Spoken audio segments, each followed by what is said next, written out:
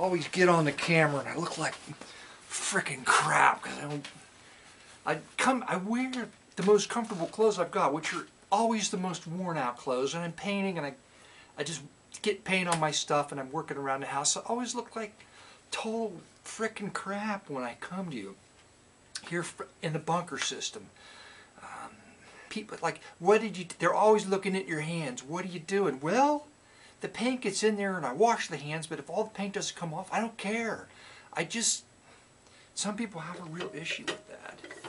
I just got a couple of the organs dusty. Tink's organs dusty. I'm cleaning it off. I was thinking maybe eccentric theater was not the right name for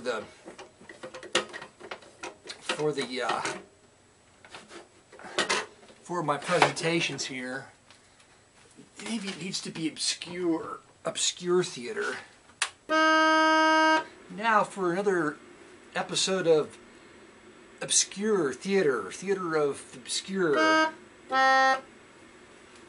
Eccentric, that's just a given. But who wants to get old?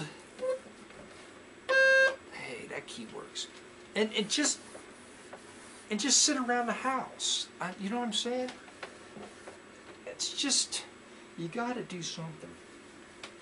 But I don't feel like being stupid all the time, so I did this painting. I'm putting it up on the screen. It's titled Stupid Fetish. And sometimes I feel like I just have a stupid fetish. And it's not high heels. And I'm not articulate. I watched a Bill Flowers video the other day. He's extremely articulate, Bill Flowers.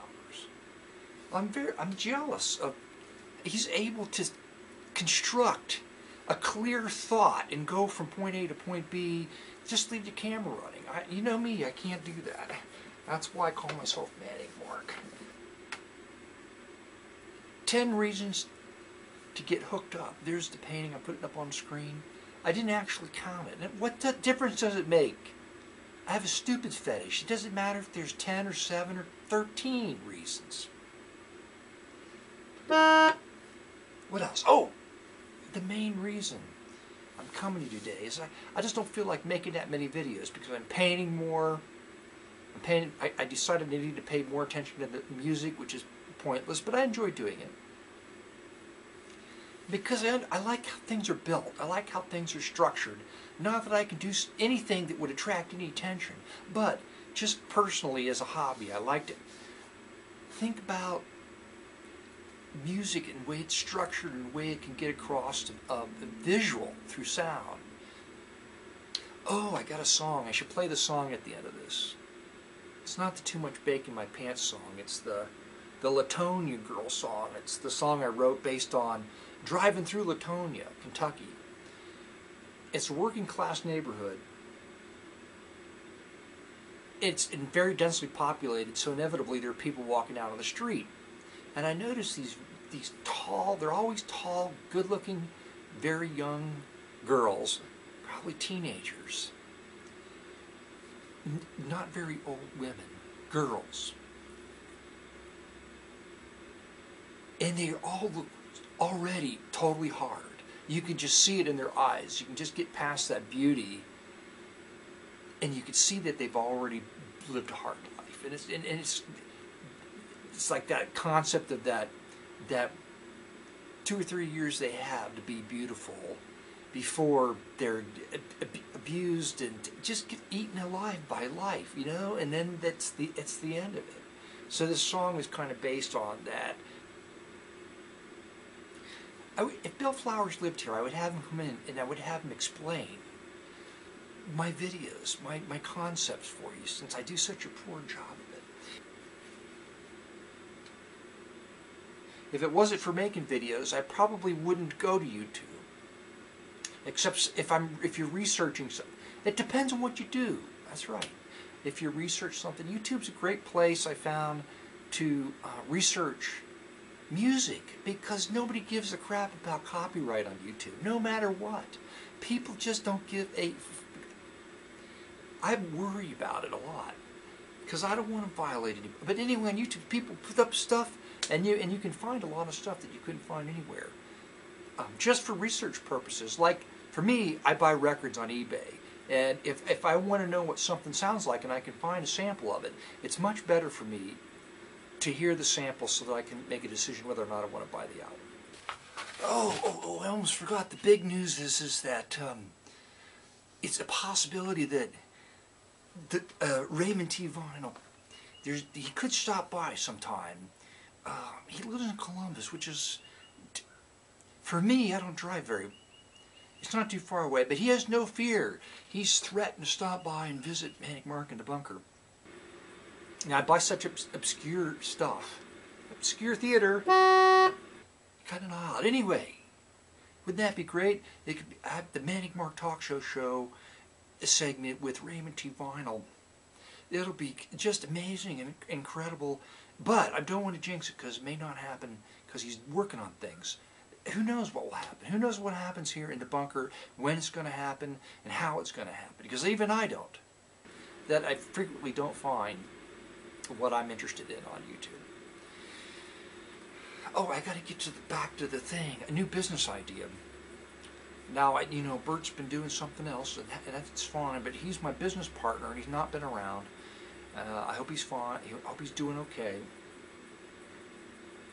But my new business idea is, you know how popular dogs are. And this, you could probably do this for cats too. But right now, it's just an idea for dogs. Have any idea? Because life's kind of like that. The asteroid. It comes past Earth. Only then do they know the asteroid's gone past the Earth. They can't tell that it's coming to hit the Earth.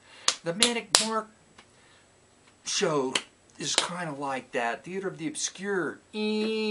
Dogs like their treats so much that, and they behave so well when you give them treats. I'm thinking that I could, that I don't have a name for it, but it's like doggy IV. That's what it's going to be. Doggy IV.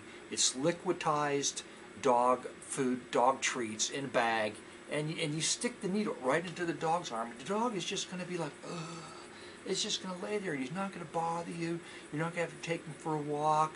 You're not going to have to do anything. Play with the dog. The dog will leave you the hell alone. Right there with the IV in the arm. Oh, just enjoying the constant drip of dog treats right straight into the blood vein. Now, it's like the asteroid, and it's either going to hit you or it's going to go right past you. Whoosh, just like that.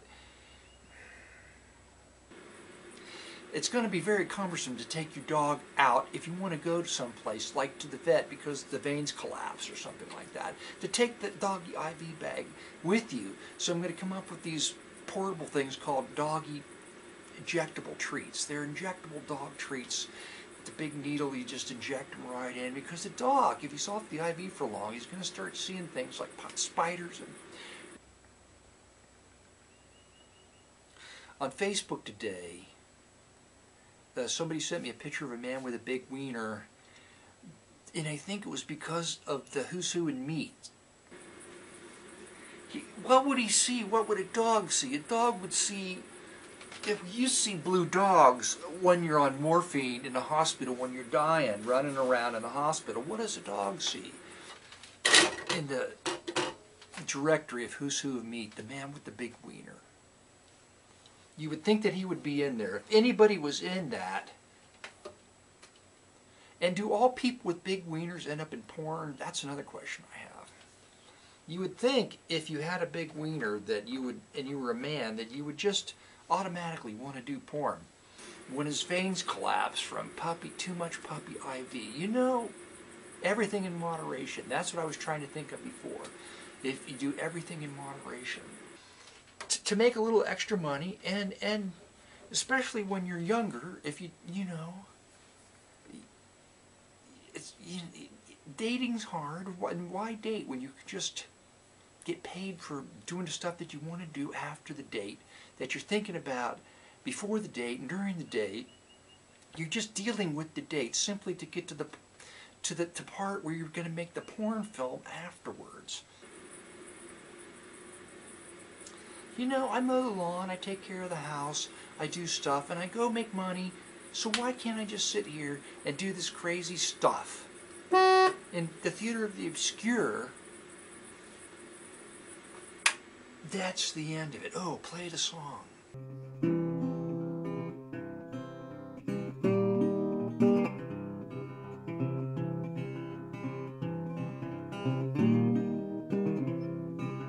Her lips was flaming, her chalk face was flushed.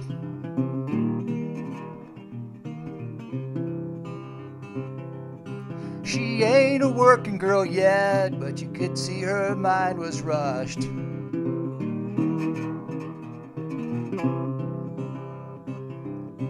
Her mouth sliced open, breathing black sparks and smoke.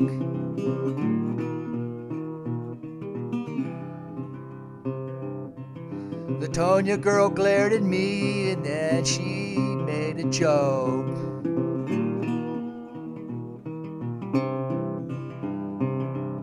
Well, the wind kicked up and blew the trash into space.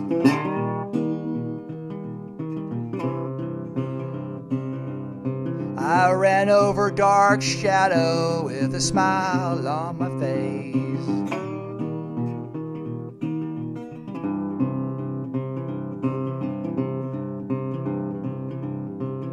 There stands Latonia each and every day.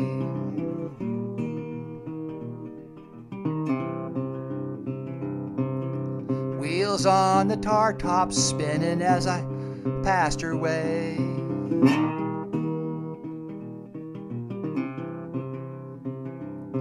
Her dress was blood-soaked red, painted fingernail spears.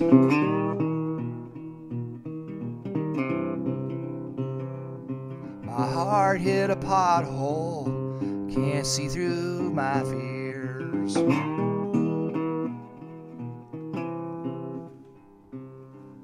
I'm in the devil's intersection and there's fire in the street.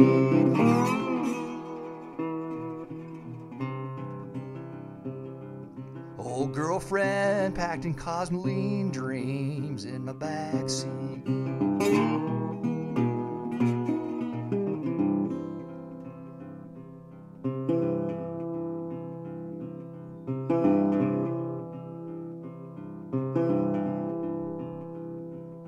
I knew it was her. I saw her around the bend.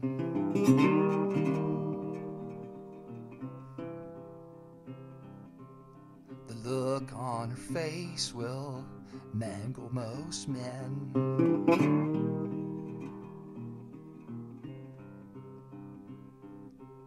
I broke my windshield so I could peer through.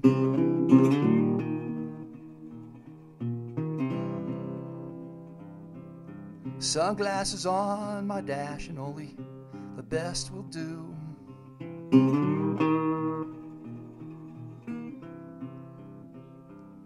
Because she blinded me with steel red lips split in two.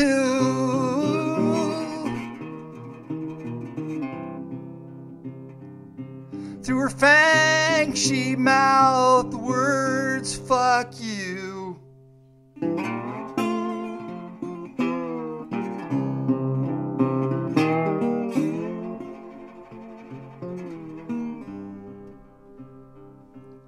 A moment ago she stood there on the high heel curb.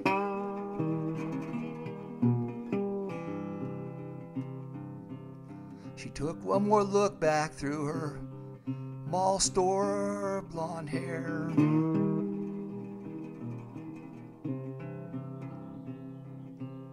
The spirit held me in a hand job with a hardcore piercing smile.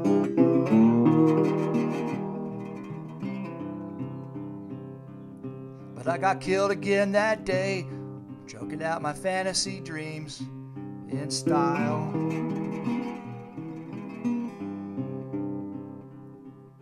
The next instant, she vanished like the sun into the twilight.